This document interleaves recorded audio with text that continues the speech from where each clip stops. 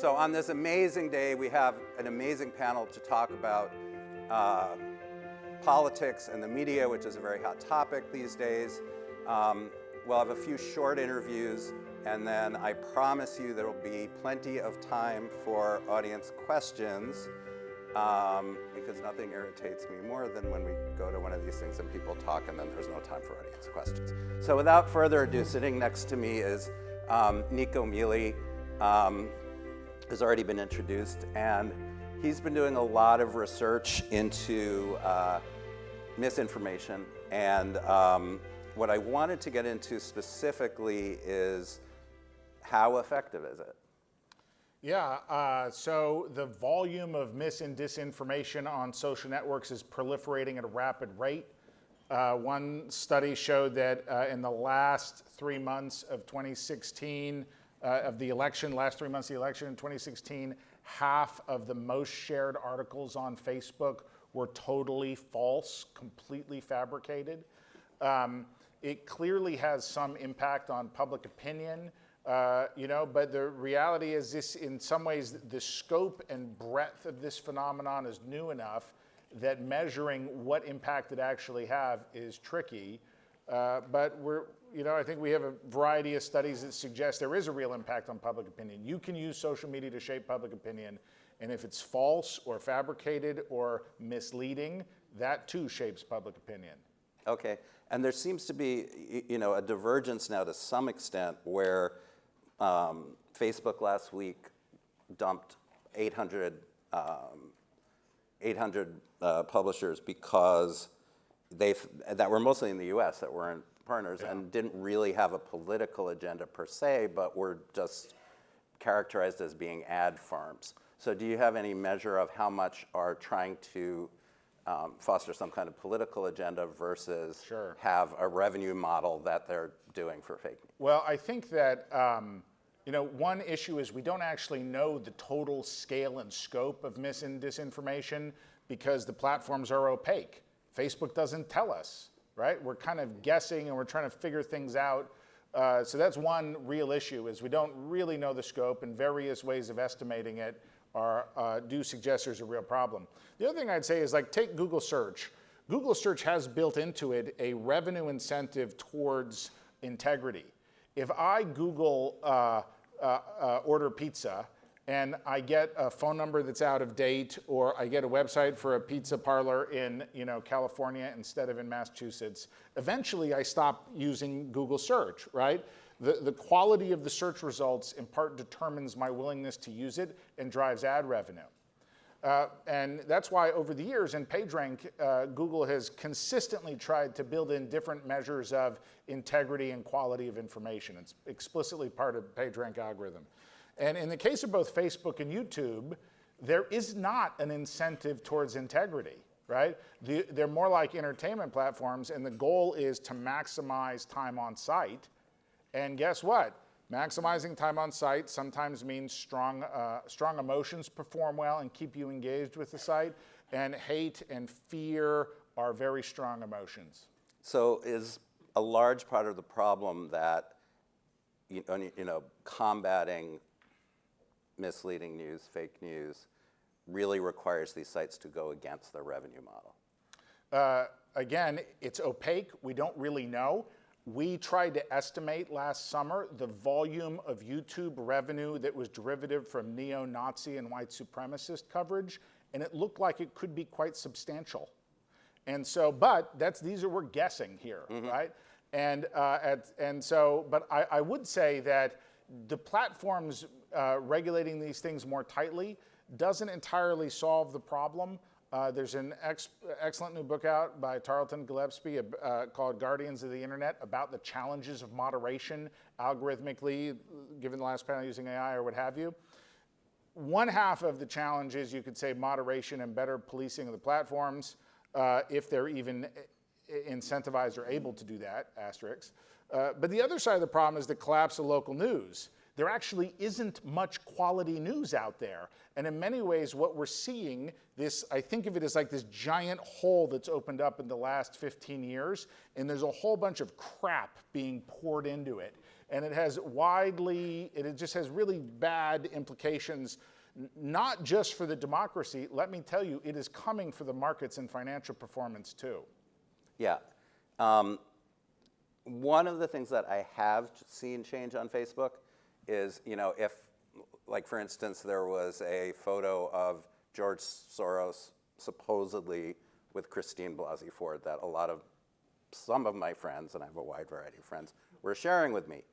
And I think probably a year or two ago, the way Facebook would have handled it is put the story up and then underneath it said, people, you might also be interested in this story. And it would have been 10 of exactly the same story.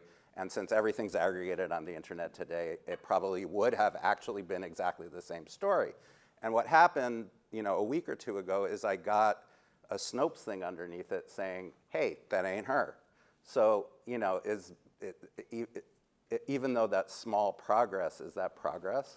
Well, the academic research, there's a lot of consensus on this. Sometimes I say 12 years ago, someone sent an email that said Barack Obama is a Muslim born outside the United States.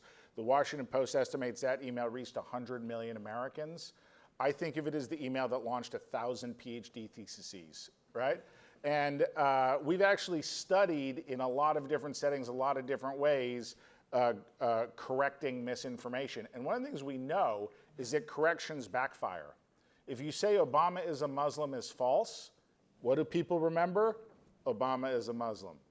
And so corrections aren't as powerful as building alternative narratives, like, oh, here's a picture of Barack Obama's baptism, right, in a Christian church in the United States.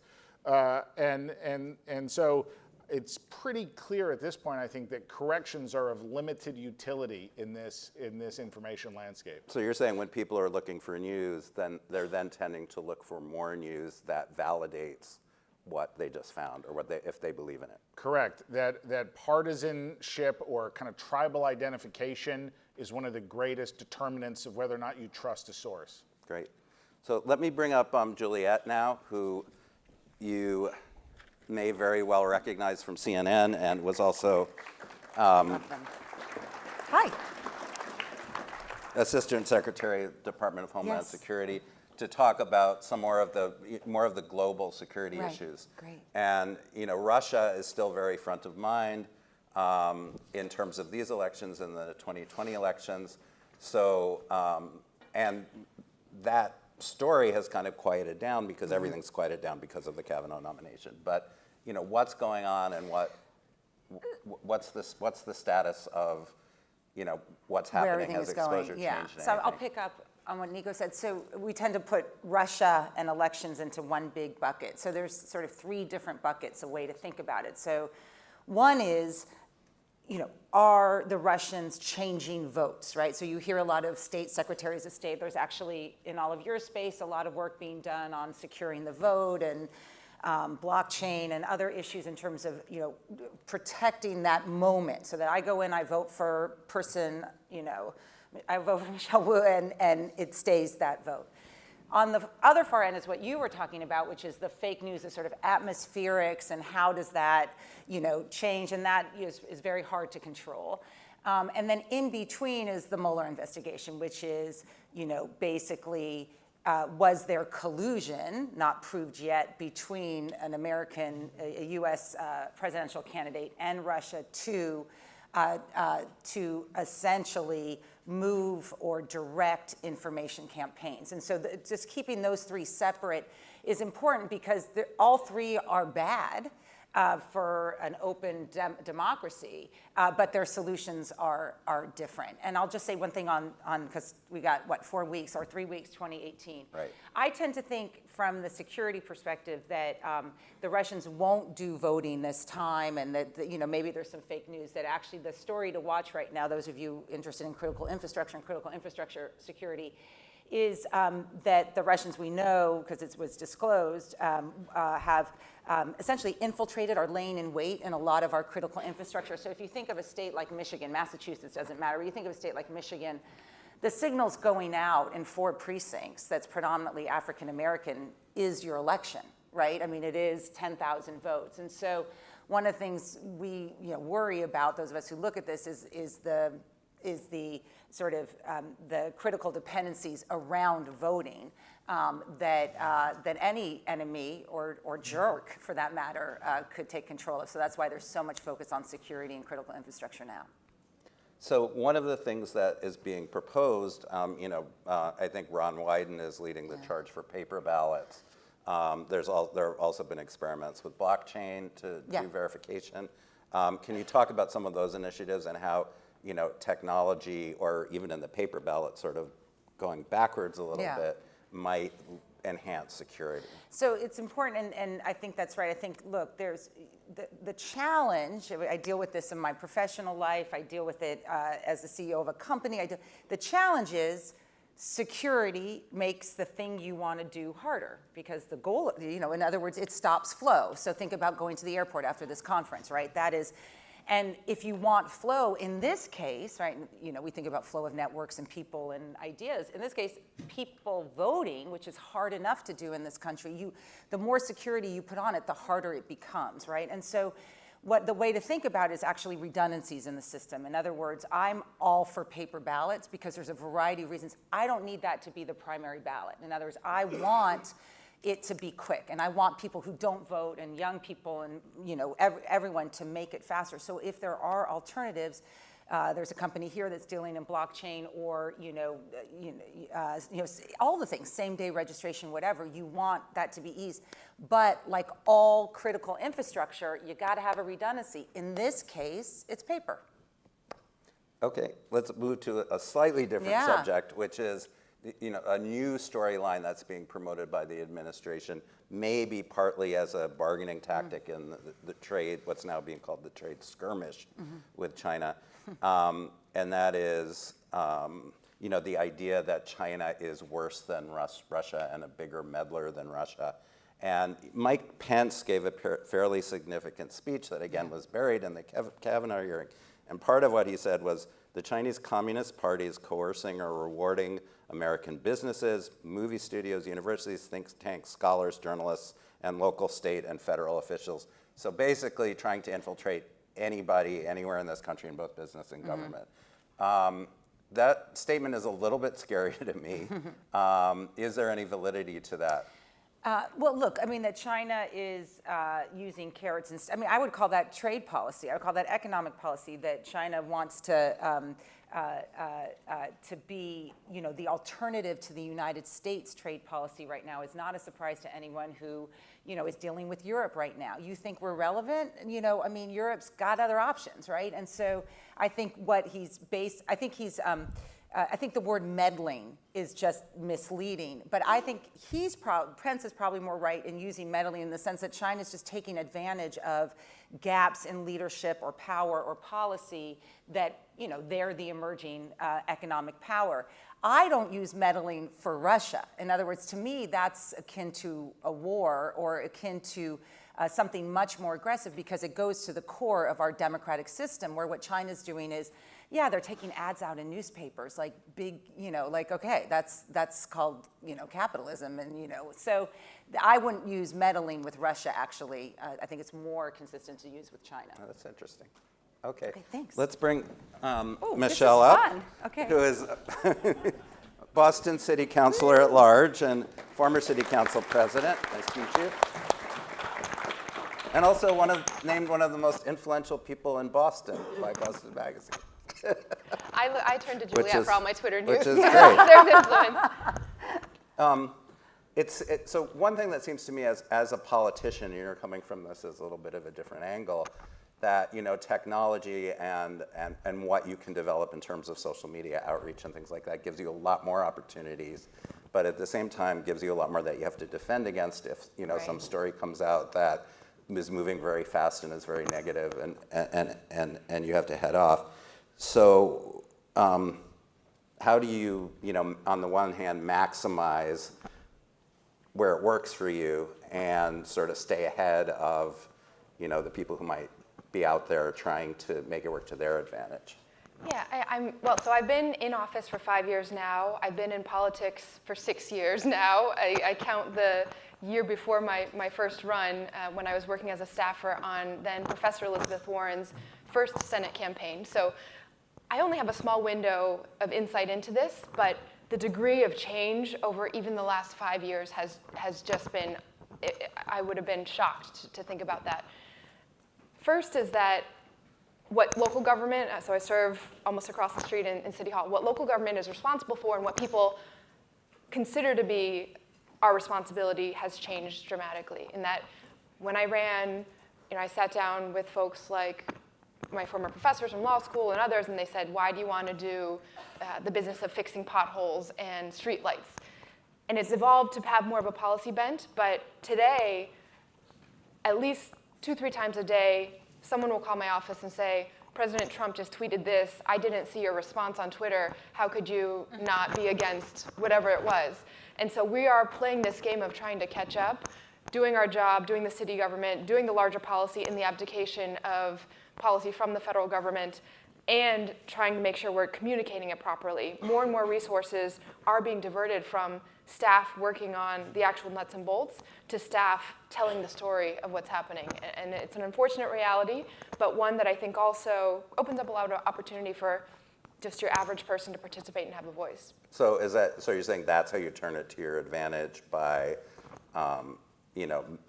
making the person who's writing to you with that kind of comment feel like they're involved and have some value to you. If someone reaches out to me because they're angry about an issue, if I can get their contact information, add them to the list so they're receiving updates about what we're doing on a regular basis, the chances that they will then re-engage about something that is not as heated or just to give some other feedback is very high. I noticed in my first year in office, and particularly now, that one of my biggest frustrations is you have a great policy idea, you post about all the background information, and you put it up on Facebook, you might get a few likes here and there. You put a picture up of a cute puppy that you saw at the park, and it just explodes. And so there's this constant push to try to make policy information more like puppies.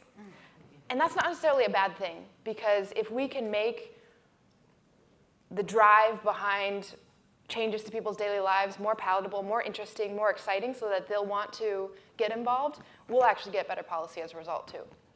Great. I'm glad you brought up Elizabeth Warren because she's obviously been in the news for the past couple of days. For those of you who don't know, she went and did take a DNA test which showed that has some Cherokee ancestry, but that's created some issues in itself. But that's not what I want to ask you about. There was a story in the Washington Post about how she has created sort of I don't know if you would call it like a shadow DNC, but is raising her own money and going out and supporting her own candidates. And they focused on her, but I know there are a lot of Democrats that are doing that kind of thing now, either who are in office or a lot of them who are out of office, that don't necessarily want their names connected to money giving and campaigns, but do want to get money out to like grassroots and specific candidates that they believe in.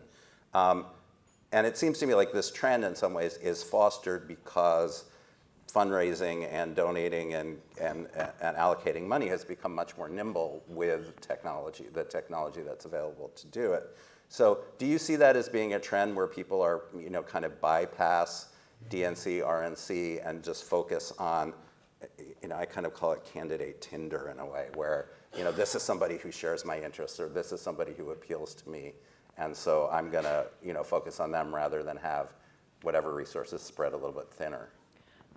So I think it's two different issues that are related. The first is that the coverage of her announcement about her ancestry and all this, to me, really highlighted the fact that news coverage has shifted, that it's not just about the news, but it's the news and then the reaction to the news and then the reaction to the reaction to the news. And it's anyone on Twitter who has a witty thing to say at the right time becomes part of the actual news.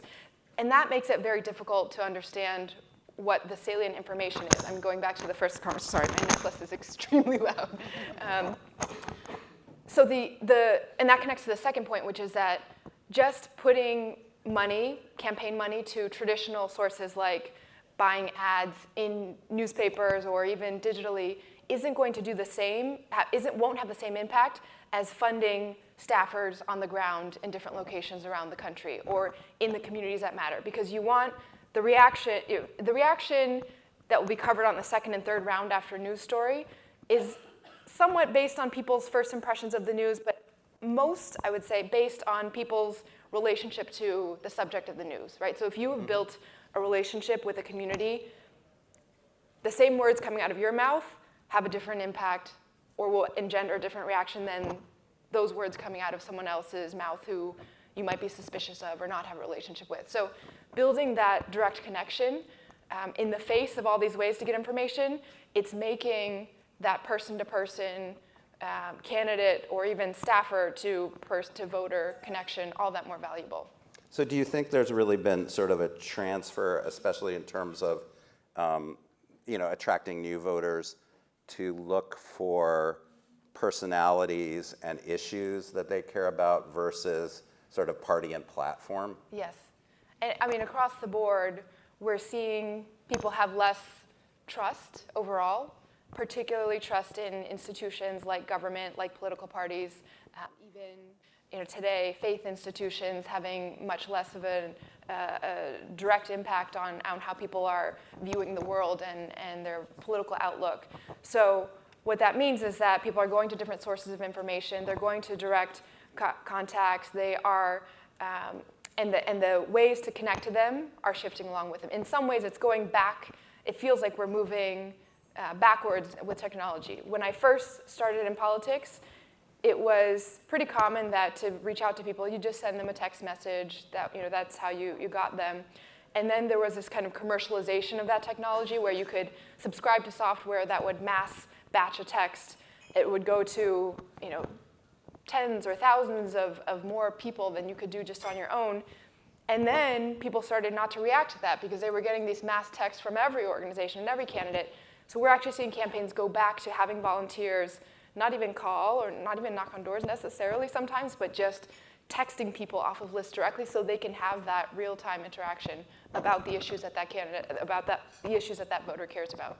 So in other words, everything's kind of getting smaller, that it's all grassroots stuff. Yes. And that seems to be the more important thing, which somebody like you who has a good following, or Ayanna Pressley, who is also on the council, can work with to create some momentum for themselves, but also for the issues that they believe in. Okay.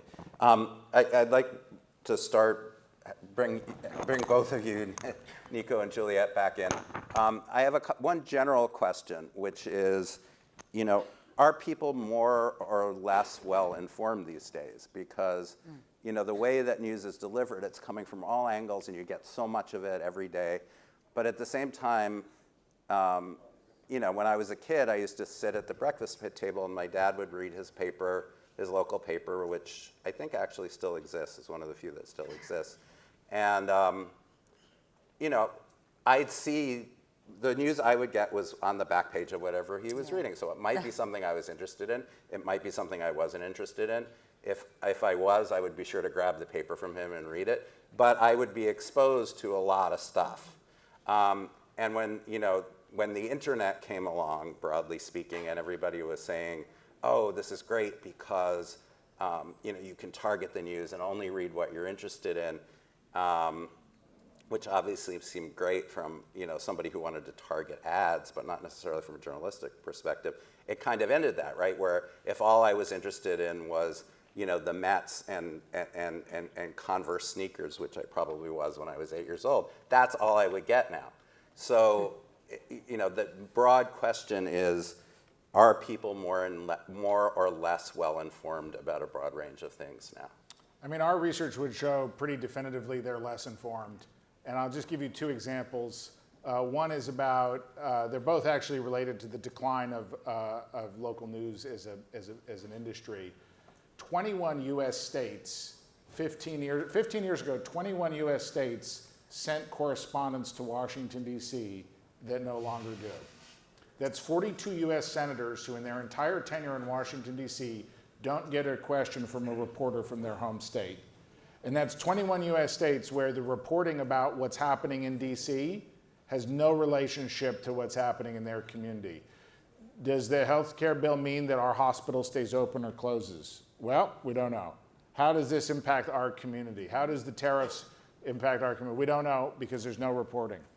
In those 21 US states, almost all the reporting about national politics and national public policy comes from the AP Wire, talk radio, and cable news. A second example is we did a very big, long study of the decline in knowledge in news, that reporters have less expertise than they used to because there's an order of magnitude fewer reporters. The collapse of journalism in the United States is actually more severe and aggressive than the collapse of the steel industry. They both employed approximately the same number of people in 1980, and today the news industry is smaller than the steel industry. And that has consequences. One of those consequences is reporters are less knowledgeable, they have to write an order of magnitude more stories, they don't develop expertise in their beats over time. One study looked at 240,000 articles written over a 6-month period in the state of Florida about education. 240,000 articles, 42 of them quoted peer-reviewed research. There's just no knowledge. The news has become completely transactional without context or knowledge. And so even the news we do have is less informative. Anybody else? No? Okay. I agree with you. I wanted to also bring up one thing that's in the news this morning, which is the apparent state-sponsored murder of the journalist the Saudi journalist in Istanbul, in the sense that it seems to me that this is one of the stories that was that very much was propelled by journalists and was a big example of why journalists need to exist, because probably there were a lot of people out there who didn't really want the story told, and the momentum came from journalists saying, "Hey, we're not gonna abandon one of our own." Yeah. So, in that sense, what role does journalism still have, even though there's been an attempt to minimize it? And has the power been minimized in any way? I mean, I think the Saudi Arabia story is so complicated because I do also think the media was taken in by like the good Arab story. I'm Lebanese American, so I'm allowed to say this, but here's a young, good-looking prince who's, every once in a while he lets a woman drive, and we're like, fabulous. And you look at what was actually happening in Saudi Arabia, and it was, yes, it's good to have a more modern monarchy, but nonetheless, monarchy means one thing, right? There's no check on his powers. And so in some ways, we catapulted the new Saudi Arabia at the same time. Our own foreign policy here in the United States was, I would say, more forgiving of some of these abuses that we've seen in the past, in particular in Saudi Arabia with Yemen. And so in some ways, there's also a bad media story here, which is we tend to view things in, are you a good guy or a bad guy? Like, the world's complicated. He has good tendencies, the royal family has good tendencies, and it also doesn't. I think this story is in some ways over. I think that the Saudis needed an out, and they have found an out in us. I mean, in the sense that the administration will accept the mistaken interrogation theory of what happened in that room with a bone saw, and everyone will move on. I do think the difference, and this is where you all come into play, is the corporate responsibility. It is where where there's a lot of debate about how much we should be dependent on Saudi Arabia for oil. And look, you all have moral standing in your communities, and whether it's done in a little way, having to do with some healthcare issue locally, or a big way like CNN and other institutions here in Boston, Bain Capital, moving out of these big conferences. You really are seeing a corporate responsibility and a sort of a financial responsibility for what are you putting, not what you're putting your dollars behind, but sort of that social responsibility. And I think it's awakening for a lot of people who sort of didn't view themselves as political, but I think it's really important. I think that Saudi Arabia is looking at what happened to their big conference and looking who's not there, and that probably pisses them off as much as any activist being angry about their human rights. And so I hope you all take that advantage of the role that you all have, because I'm new to this world. As I said, I run a company now, and the influence you have in terms of making those, whether it's in the environment or in human rights or in healthcare, use it responsibly. That's my pitch. Thank you.